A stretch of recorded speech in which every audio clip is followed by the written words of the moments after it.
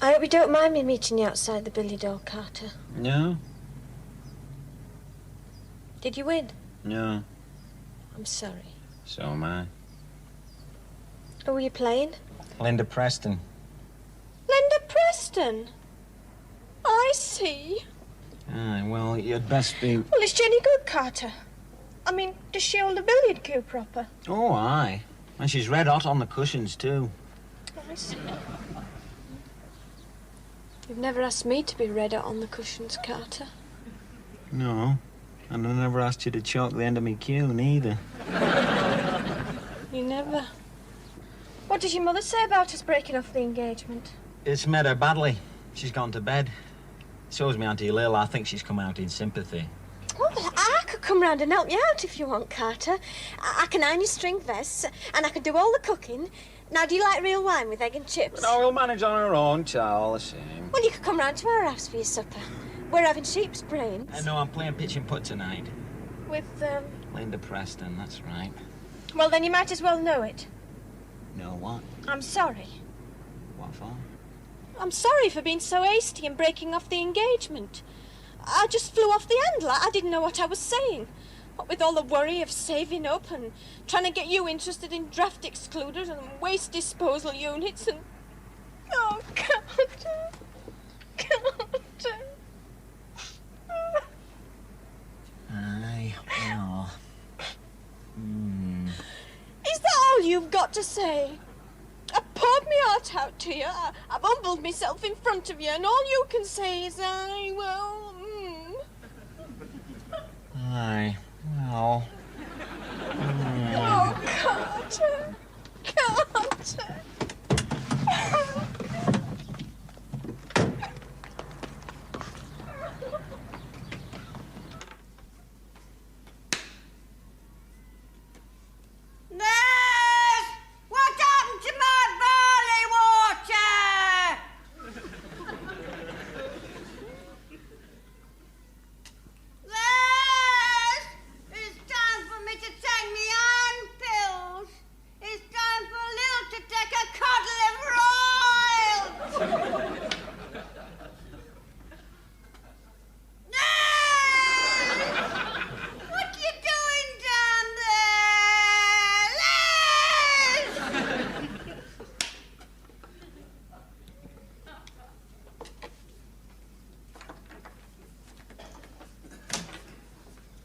Hold your hush, woman, we're busy.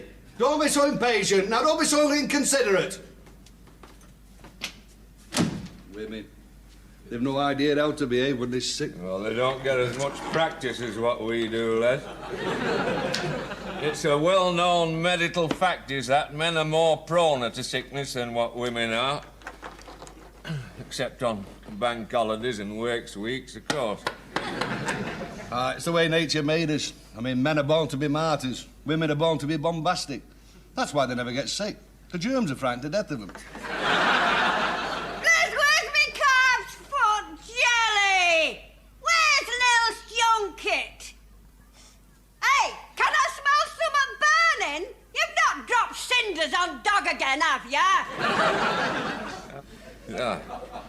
I lost all enjoyment out of being sick once my mother died. Why's that? Because she pampered me. She didn't bully me like what a wife does when you're poorly. She treated me more like a pet dog what's been run over by a trolleybus. That's efficacious, is that? No, nothing was too much trouble for my mother when I was poorly. When I went down to Bookies, she wouldn't let me lift a finger. She'd even licked indelible pencil for me before I wrote out my bet. What a wonderful woman. And when I took to my bed again after racing were over, she'd be dashing hither and thither. She'd be first in queue at jug and bottle. She'd run all the way back from Chippy, so cheese and onion pies was piping up. And I'd only to stand on top of the stairs and bellow once, and she'd be in that bedroom hurling coal on fire like Chief Stoker on Mauritania. I used to say to her, I'd say, Mother, you know, all this running around, it's enough to make me feel quite poorly. Women are all right when they're mothers. It's when they become wives and sweethearts, that's when the rot sets in. True. when I was poorly, my mother used to cook for me as if I were Aga Khan.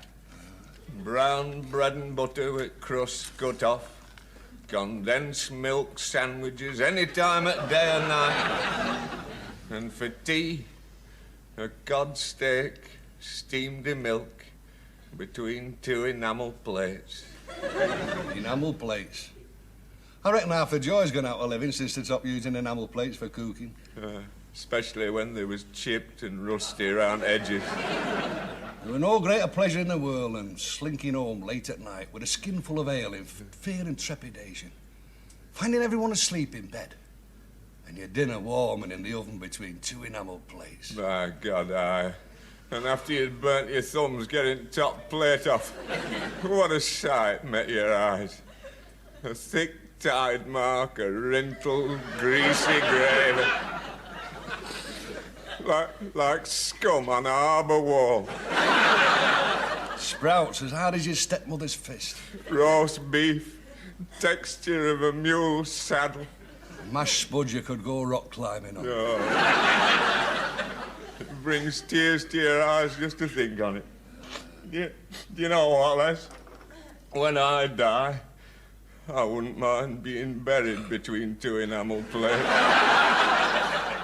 Good idea, providing you don't mind being overdone at the edges. No, this modern cooking's a load of rubbish. It's playing havoc with my health. You know what? You'd never believe this, Les. I've not felt poorly for a good 6 months at least. Good God. You want to see a doctor? That could be serious. No, I've had my share of serious symptoms, of palpitations, throbbing in my arms, pains in my chest. Good God, you don't go and see a doctor about serious symptoms. It's true, they might tell you got a fatal illness. You drop down dead with terror. Les! Les! Les! Les!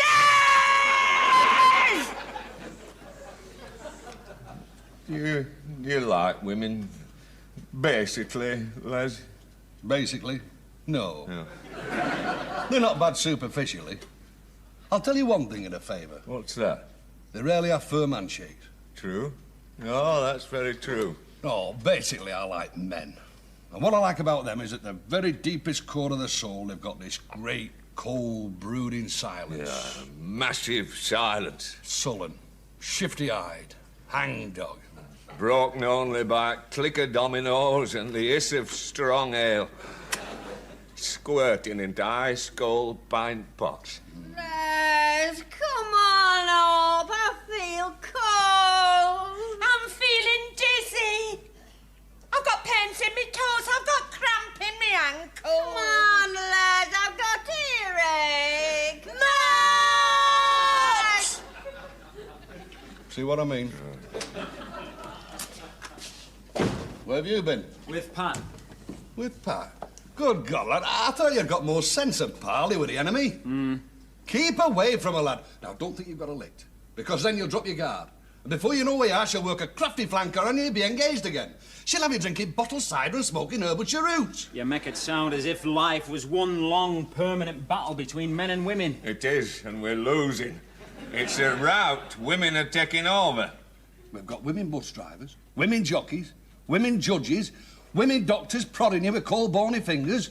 It's truth, these days, even the Queen's a woman. Aye. Next thing, we'll have a woman Prime Minister. Ah, well, they've been out and you in that. No, all the Prime Ministers we've had since the war have been a load of old women. Well, I quite like women. In what way? I like the way they're put together. I like the way they always have clean teeth. I like the way they sigh when you blow in their ear. I like the way their hair's all silky and the way they grunt when you stroke it. Truth, if that's all you want, buy yourself a cat-covered market. It'll cost you a fortune at tin pilchards, but at least it'll not be frightening the mice. I think you're being very unfair to women. I can think of worse things in the world than being married to a woman. Must be quite nice at times. What times? Well, what about the physical side of marriage? Bloody hard work. Oh, Pumping coal, papering ceilings, putting slates on the wash-house roof. It's bloody hard work. I'm not talking about that. I'm talking about... Well, I'm talking about what you do in bed on Saturday nights with your eyes closed. Overrated. If I had my way, there'd be a season for it like coarse fishing. Anyone doing it out of season, they'd be fined and have the tattle took off them. Right. How long would season last? Oh, only a couple of weeks. I mean, you wouldn't want it to interfere with rugby league season, would you? Yes, I want a drink of water. I'm parched. Hey, my tongue's stuck to the roof of my mouth. Les, I'm dying of hunger. Les! Where are you going? To see if there's out they want. Good God, I took him a mug of tea only 4 hours ago. What more could they want? That's bloody heartless, that is. Heartless rubbish. Get off out, lad, and have a bit of a romp round with that there Linda Preston. She has everything what a bloke could desire in a woman. Bites the fingernails, knows how to subtract on darts board, and never calls around to your home. She'd give you a bloody good night on the tiles, too. She'd show you all the ropes. Come morning, you'd have no trouble undoing the knots. I thought you said you didn't reckon much to that. No, I didn't. No, the physical side of marriage can be faintly entertaining at times. When it's performed out of wedlock. It's when it's in wedlock it gets so depressing. Les, will you come on and see to us immediately, Les? Hey! You're not mending your auto-cycle in back parlour, are ya? Answer me! Hey, answer me, Les! It's no use. I can't leave them shouting like that. They'll bring all the plaster down off the ceiling. I reckon he's sickening for something. He is. Love. Oh, well, there's no chance then. Yeah, it's a fatal disease, is love. Cuts down strong men in their prime. Makes them lose all their manly pride and the will for living. That's why you see so many scrums collapsing in rugby league these days.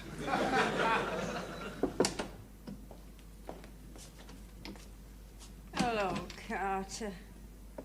We could be dying for all your father and your uncle care. If I should die, Carter, would you do me a favour, love? Aye, of course I will. What is it? Well, will you make quite sure that I'm buried in the family vault pointing towards Blackpool? I didn't know you had vaults in the family, Lil. Oh, my granddad won them in a raffle. A raffle? From the bankrupt stock of a monumental mason. You see, this monumental mason run off with a lady yodeler from Gloucester. Well, unfortunately, he forgot to take with him his stock of headstones and urns, so his wife had them left on her hands when she went to live tally with a wet battery man. That's when the neighbours come in, rallied round and organised this raffle. Oh, my grandfather, he won a family vault in weathered granite. And my Uncle Reuben, he won a headstone inscribed in fond memory of Lieutenant Colonel Creech Athersage, MC, late commanding officer, Royal Burma Frontier Rifles. What did he do with it, Lil? He kept it in the front parlour, propped against the organolium.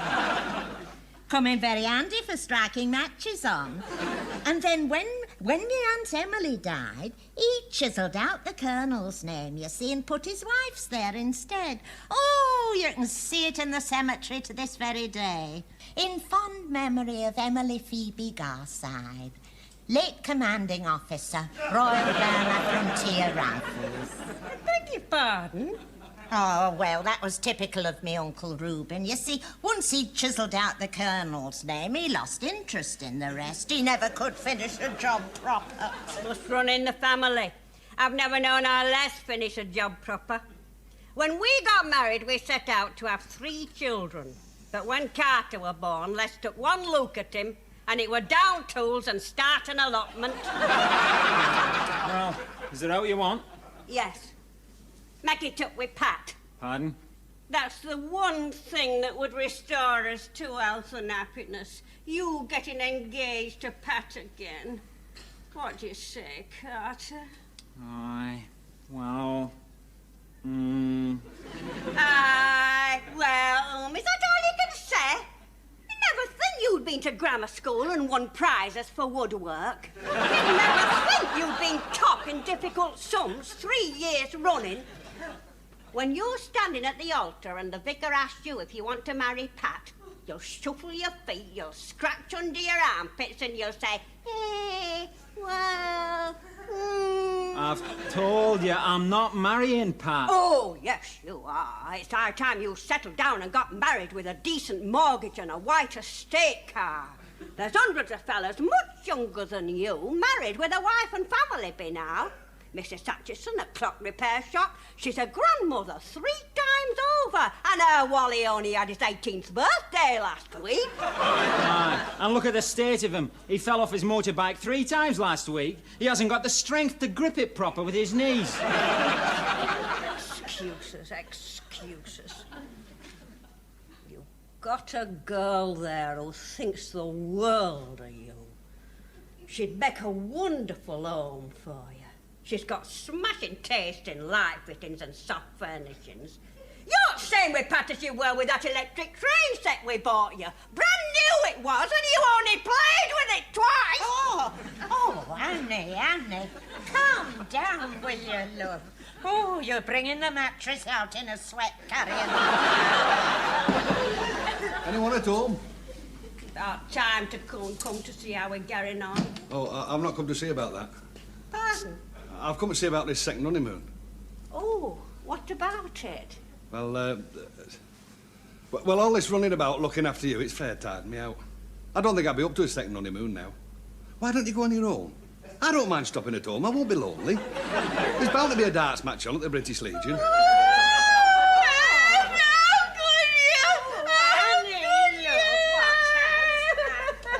Now what have I done? Search me. She's not allergic to darts, is she?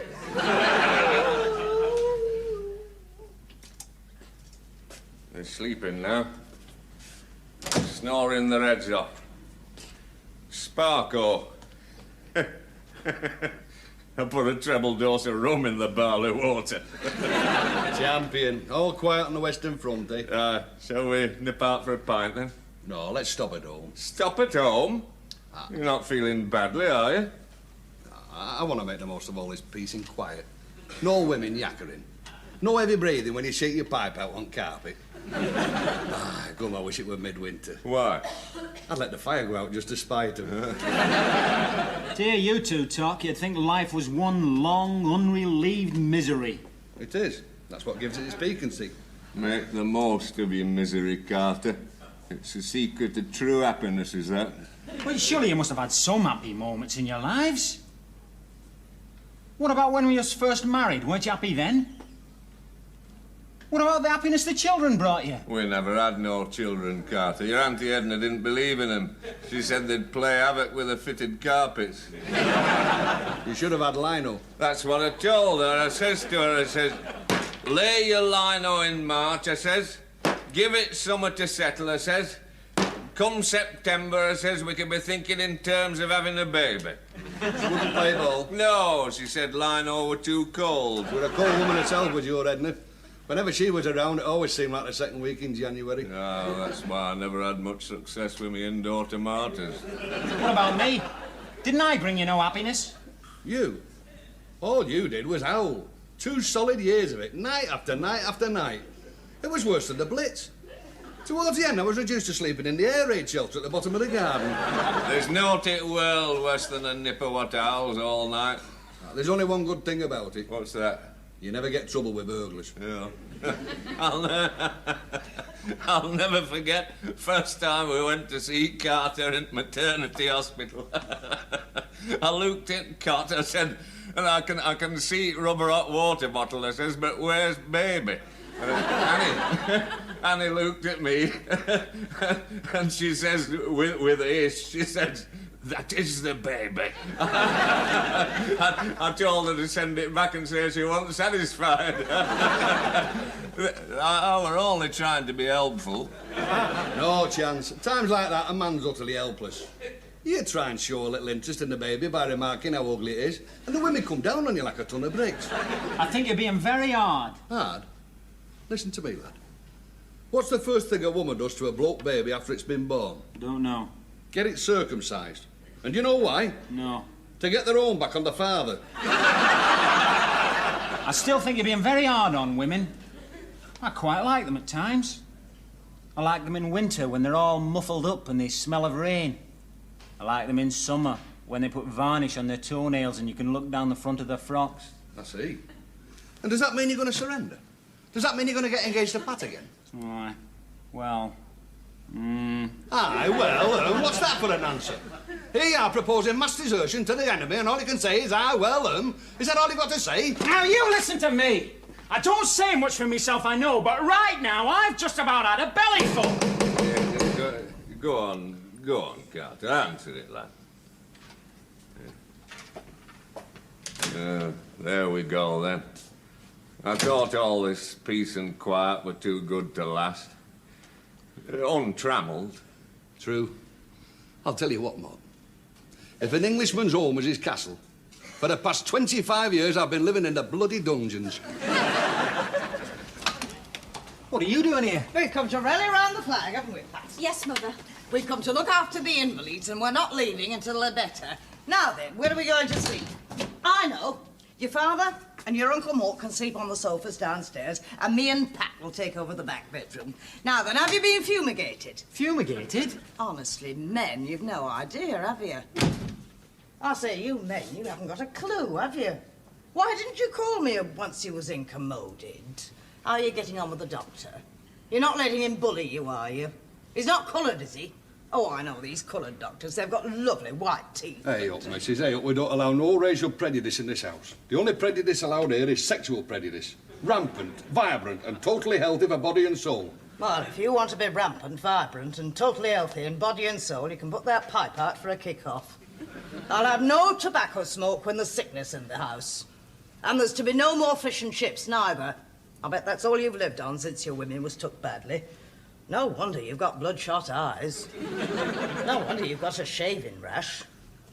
And another thing, I don't intend to spend my time washing out dirty underpants, so you better... Now, there's no need to look like that. I'm very accustomed to dealing with sickness and death, you know. It's quite a hobby of mine. If there's any laying out to be done, just leave it to me and I'll guarantee total satisfaction. I hope you've got sheets ready for the shrouds. And I hope they're properly aired. We don't want the corpse catching its death of cold, do we? Now then, I can't stand here gossiping. There's work to be done. You men can go and open all the windows and get rid of the smell of dirty socks. And Pat, you can take Carter into the front parlour and do your stuff. Pardon? Oh, come on. I can't stand men that get under my feet.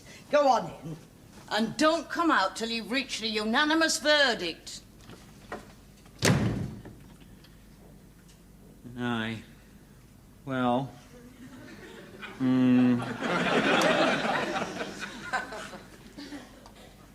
It's very clean.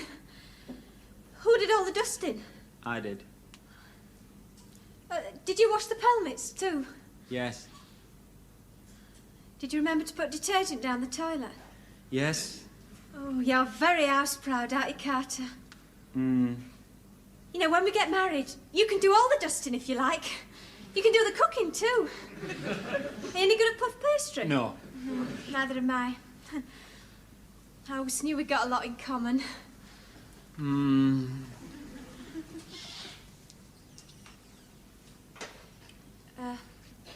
There's something you should know, Carter.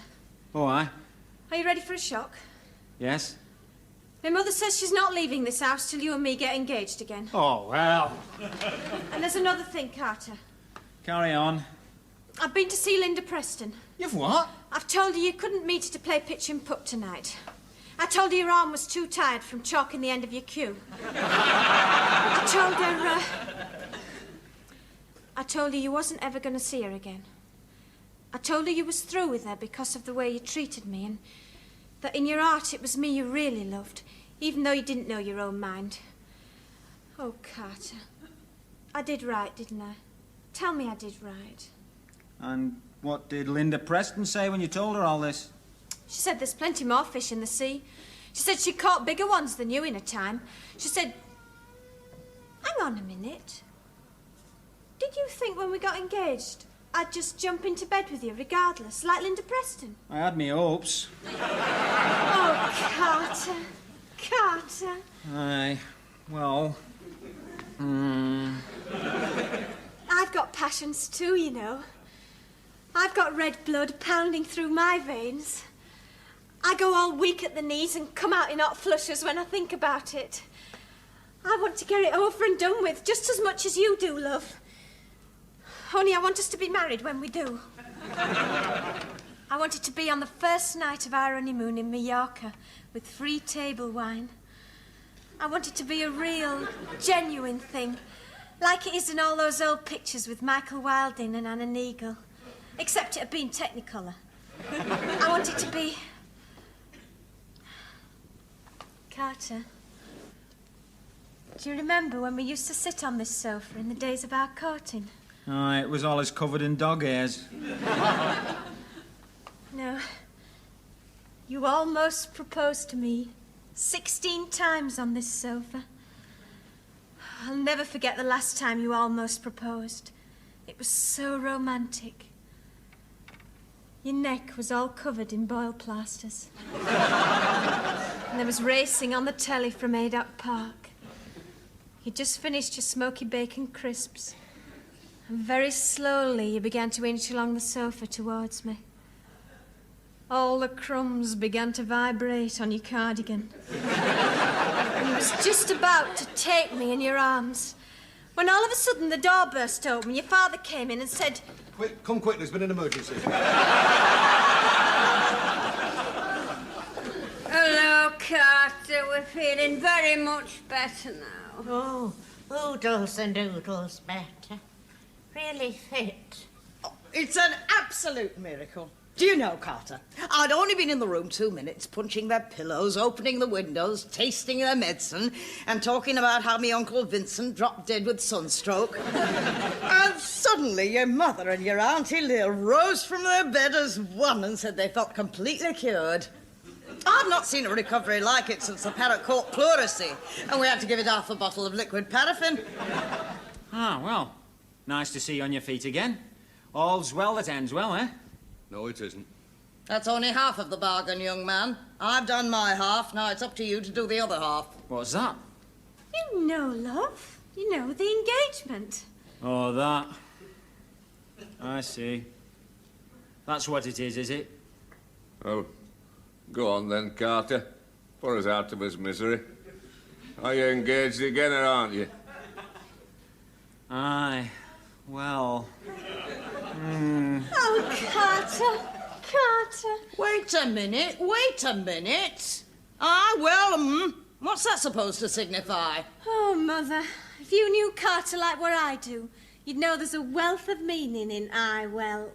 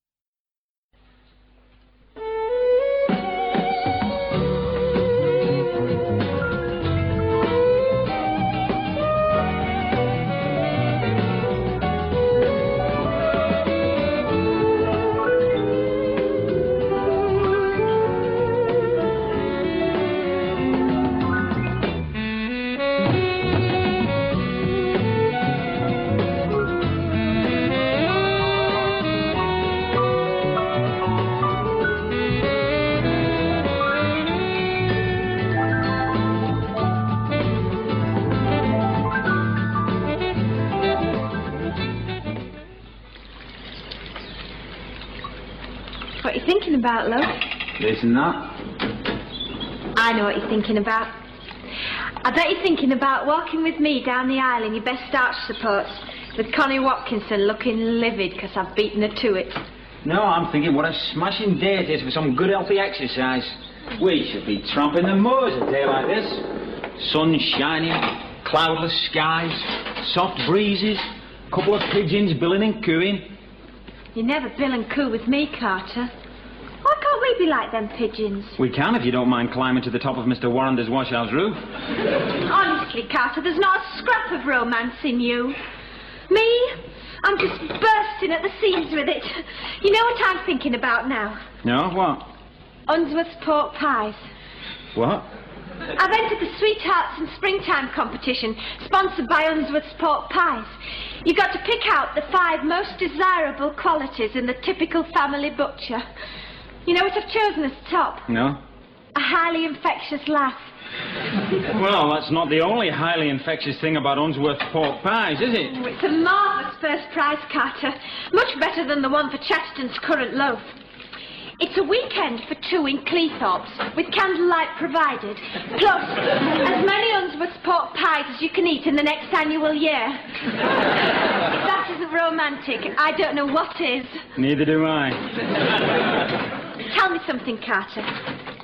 Which do you think's most romantic, candles or nightlights?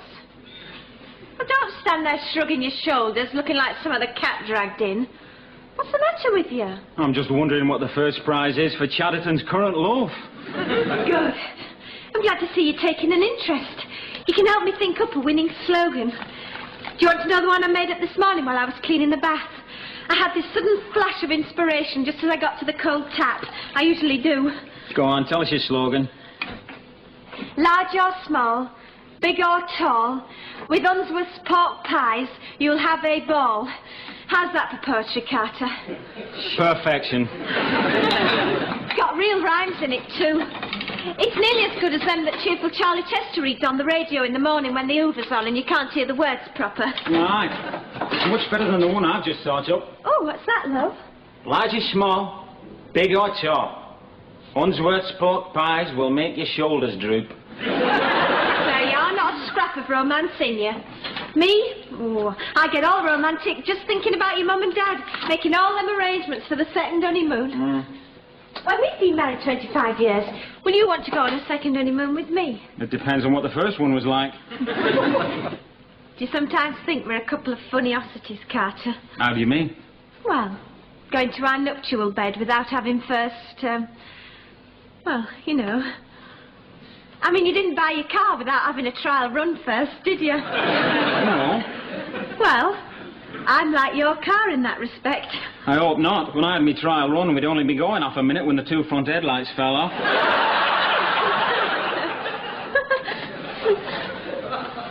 Do you ever wonder what it'll be like on the first night of our honeymoon? I do. I've got it all planned out. There'll be mandolins playing in the soft Spanish moonlight. And we won't have eaten no garlic, because we'll choose an hotel that does real food with chips and a choice of veg. Now, do you want a choice of veg, Carter? Or do you prefer a tossed green salad? No, I'd prefer the garlic. It'll take away the taste of all that lousy ale I've been supping. You'll not be drinking beer, Carter. You'll be sitting on the balcony of our bedroom drinking champagne with real, genuine bubbles. And then when we've drunk our Horlicks and taken our iron tablets, you can go into the bathroom and clean your teeth while I slip into my wet look negligee. And then when I've got it on, you can come out of the bathroom and I'll watch you change into your midnight blue pyjamas if you promise to turn your back on me at the crucial moment. Oh, aye. I'll bring some of my mates with me and they can stand round me like they do in the rugby league. No need to be sarky. Oh, Carter, I can hardly wait till we get married. I just can't sleep thinking about it. Hour after hour after hour, I'm tossing and turning and... Oh, I hope it doesn't last. Why? Well, don't want to spend all my honeymoon suffering from night starvation, do I? Oh, kissing. Do you know you can catch germs kissing at this time of the year? Come to that, you're at grave risk most times of the year. By rights, you should wear a smog mask. What do you want? You two, in the front parlour, now. They're just in the process of arriving. Oh. The 3 great aunts from Glossop. And God have mercy on our souls.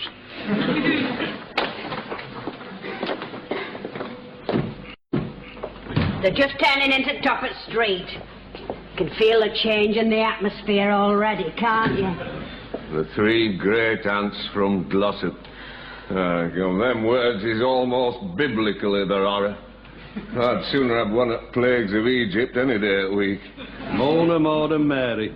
They sound like a trio of tugboats on Manchester Ship Canal. They bloody look like a trio of tugboats on Manchester Ship Canal. Less of that talk. Why can't you be more generous to them in their old age? It's not their fault they're right cantankerous. It's not their fault they're cold-hearted and completely humorless. So would you be if you were as ugly as they was.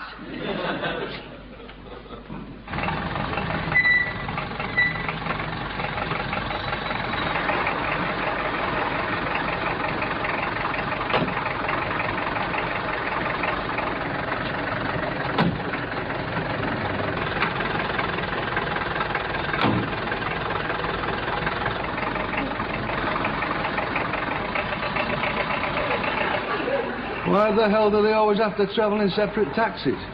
For the same reason that royal family always travel in separate aircraft. And if there's a fatal accident, there'll always be somebody left to carry on the dynasty. Oh, they're flogging a dead horse there, aren't they? They're hardly in dynasty stakes at their age. 3 virgins, all over 70. I know they've got some revolutionary stuff for putting on your roses these days, but... I wish you wouldn't use the word virgin in front of Carter. You know how he comes out in heat lumps when he gets excited. It's a perfectly legitimate word. Some of the most aristocratic and respectable ladies in land have been virgins in the time. Not many, I'll grant you. Oh, I could know that sound anywhere. Nobody knocks on a door quite like great Auntie Mona. When she goes up to heaven, she'll have pearly gates off their hinges in no time. You can tell a person's character by the way they knock on the front door. Can you? How do you knock on the front door? I lean against it, grunt softly, and hope no one will answer. You know, Les, I think she must have gone to night school to learn how to knock as hard as that. Oh, for God's sake, answer it, Annie. If she keeps on going like that, she'll have hot putty out of the windows. Last time she was here, she bloody near cracked the chimney breast. The 3 great aunts from Glossop. My mother used to dread them coming round to our house. Did she? Oh, aye. She said it was more like a visitation than a visit. Strange things used to happen, you see. Water would curdle at goldfish bowl. Bantams would stop laying. Pigeons would stop homing. So would my father. That were our only consolation.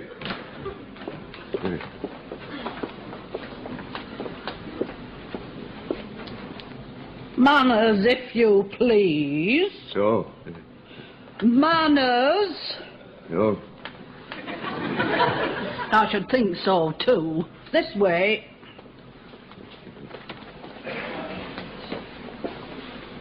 Sit. Sit. I should think so, too. So, you're Carter's fiancée, aren't you? That's right. Pleased to meet you. Isn't the price of sprouts outrageous? Where are you going for your honeymoon? Spain. Spain? Much too hot is Spain. I endorse that. So do I. Heat inflames the passions, arouses the desires. You want to go somewhere cold? Cousin Mabel went to Scarborough in mid-December for her honeymoon. She didn't take her mittens off until the last night. What happened then? She had to mend a puncture in her husband's sidecar. Oh, I thought she went pillion. Now then, Auntie Mona, come on, take your coat off, make yourself at home. We never take our coats off in strange houses. In strange houses, it's always bitterly cold. No, not here. It isn't. The cooking smells keep it warm. Besides, it's midsummer, Auntie Mona. Not to us, it isn't. To us, it's been midwinter for the past 47 years. I endorse that. So do I. Well, it's nice to know you've been having bad weather in unison, isn't it? Now then, Auntie Mona, Is this a social visit, or shall he be stopping for a long time? We've come about your silver wedding. We've come to talk about this service of rededication and the second honeymoon. Oh, everything's well in hand there, Auntie Mona. We booked the upstairs room at the Axe and Cleaver for the reception. I've ordered 2 dozen individual fruit trifles in fluted cups. I've ordered boiled ham, tongue and brawn, plus 3 dozen Unsworth's pork pies and 14 dozen bridge rolls. What are you doing? Stocking up for a famine? 14 dozen bridge rolls? The world's facing mass starvation. Here you are, squandering its precious resources on 14 dozen bloody bridge rolls. I wish you wouldn't talk like that, Les. It's not my fault the rice crop failed in China. Les, it's not my fault the rice crop failed in China. I'll tell you what.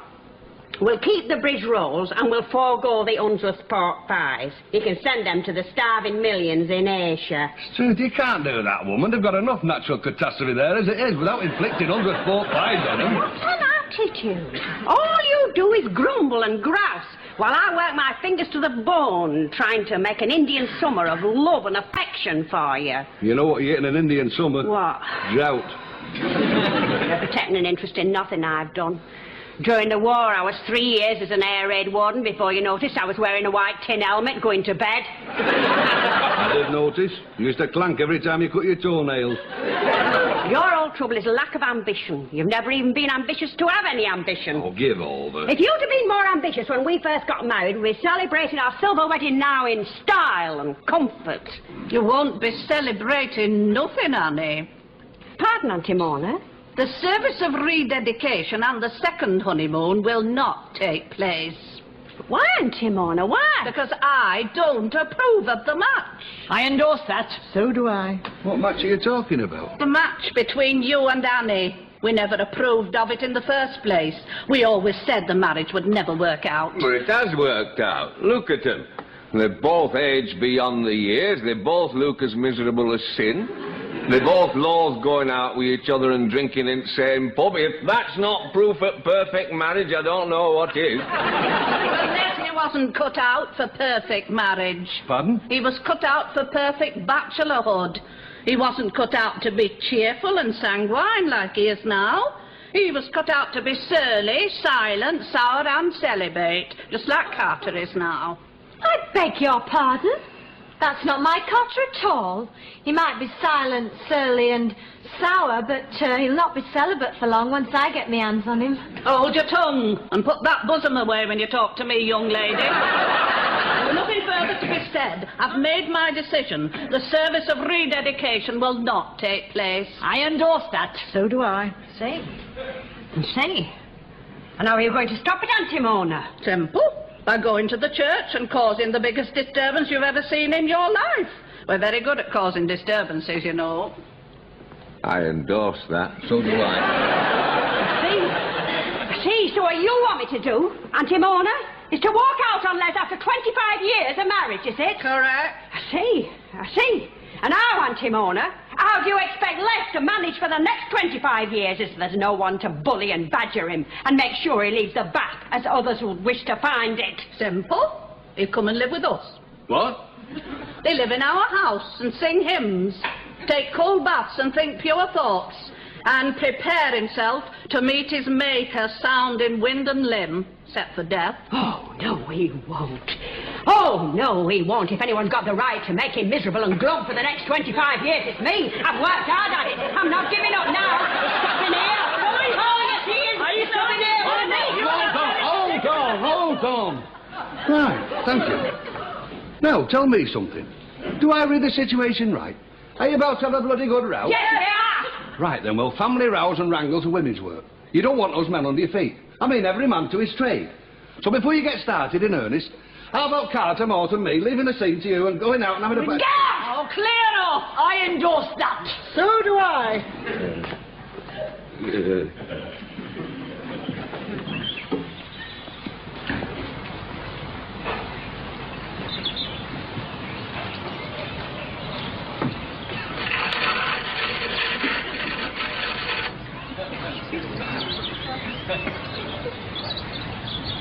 Do you think we'll be safe here? Of course we will. Impregnable. You don't think we should post pickets and outriders? No, they'll still be at it when pubs open. Then we can beat a tactical retreat to the Axe and Cleaver.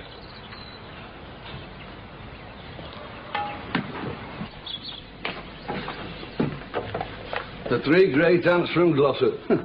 The older they grow, the worse they get. You see, Carter, basically, and at heart, they're not more than a trio of man-eaters.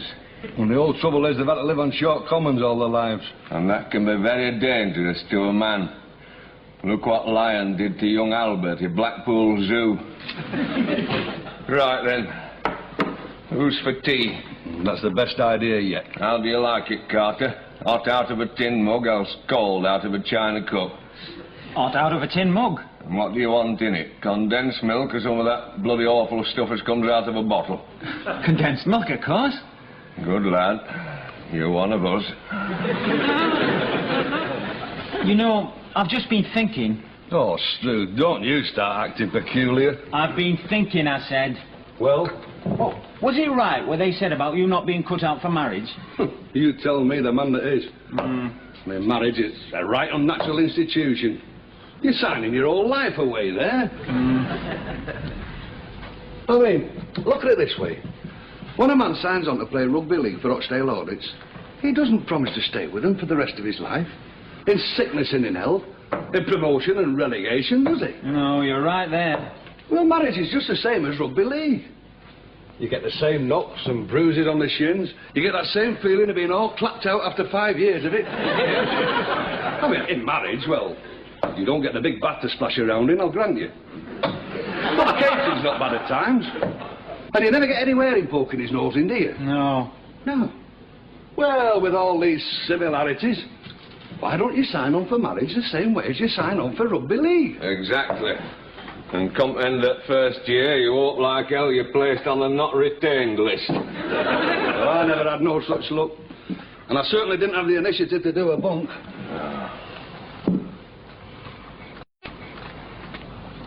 I nearly did a bunk. About 8 years after I married Edna. Who with? I don't quite recall her name. I know she had big feet and a rather bulbous nose. Olive Furnival? Olive Furnival, that's her. She was the ugliest woman in the cul-de-sac. She had a face like the front of a siege gun. Yeah, I know. I used to say to her, after we'd had relations, I used to say to her, young Olive, they ought to make you take out a license to keep a face like that. You had relations with Olive Furnival? Why? To see what it were like with a very ugly woman. And how was it? Same as with a very pretty woman. Slightly better than whippet racing. Not as good as bowls. Hey, I don't know. Life's not worth living, is it? No, I wish there was something else you could do it. You know, Carter, you want to do a bunk now while you've got the chance. Make your escape now, lad, while iron's still hot to your soul. Don't be like me and wait till it's turned into clinkers. I'll come with you. Hey, that's it. I'll come with you. We'll be off and away tonight. Big and me, father and son, couple of mates. We'll show 'em who's master of their destinies. We'll show 'em. I don't want to do a bunk. What? I want to stay here. Stay here? Why? I want things to be simple and uncomplicated like they was when I was a nipper. There was no decisions then. It was grey flannel shorts with braces all winter and khaki shorts with your underpants showing all summer. If you didn't wash your feet in the slipper baths, you got chinky rot. If you spent too long in the bogs with health inefficiency, you got bloodshot eyes and hairs on the palms of your hands. It were all so simple and uncomplicated. That's what I want now, a simple, uncomplicated life. I see. Well, if you want something simple and uncomplicated, here you are. I'll do a bunk on my own. You? That's right, me. I'll go up to the house this very minute. I'll tell Annie I'm walking out on her for good and all. And would you please be sure to pack my new bristle toothbrush? You realise, Les, you've just committed one of the most cardinal sins what a man can make in marriage. What's that? Making a decision and taking positive action on it. Well, I'm on Mrs. Brandon's side. I'm for her and her men. Pray tell me, young lady, with your tart little lips and your fidgety chin, what do you know about men?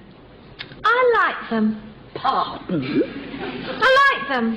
I like the way they're made. What a disgrace! Look at that. How disgusting. I endorse that. So do I. I like the way they behave. I like the way they smile without showing the teeth.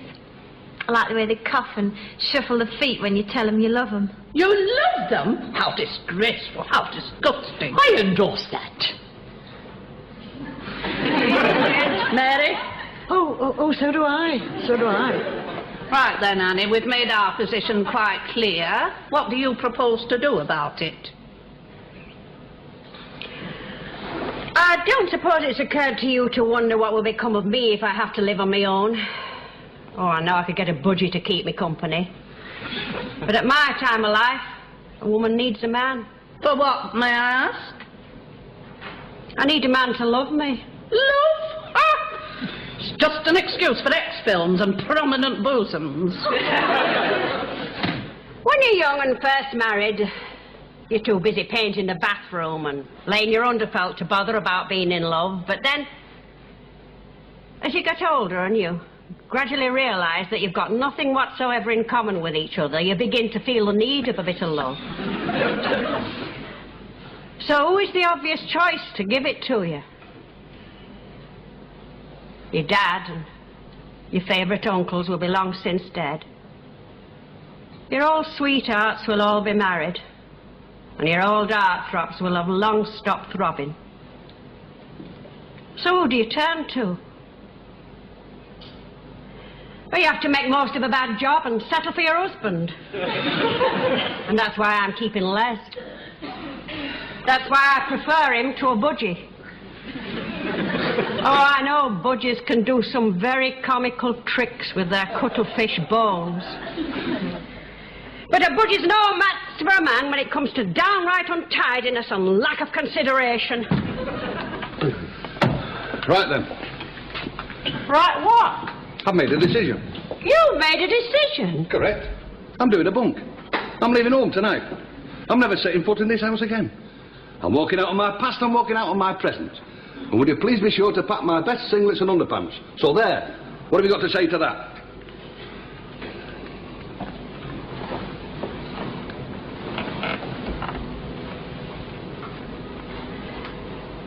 I think it's a wonderful idea, Les. Pardon? Go on, do a bunk.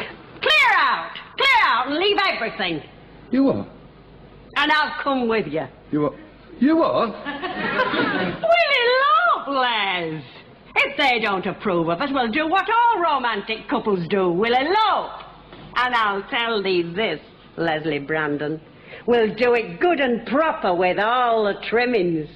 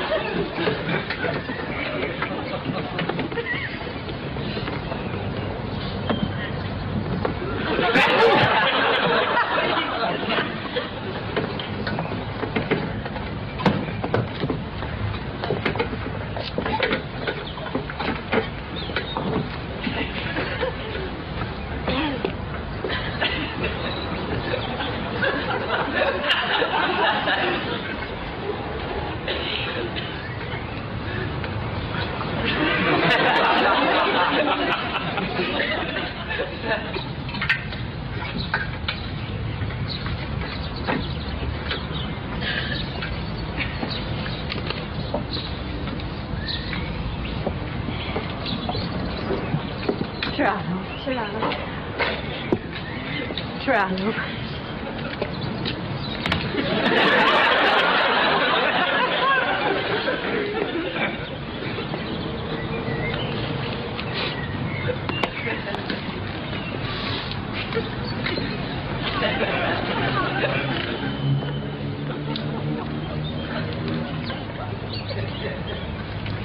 All this love and romance is a devil, isn't it? Aye.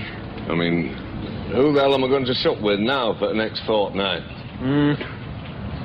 Women never think of things like that.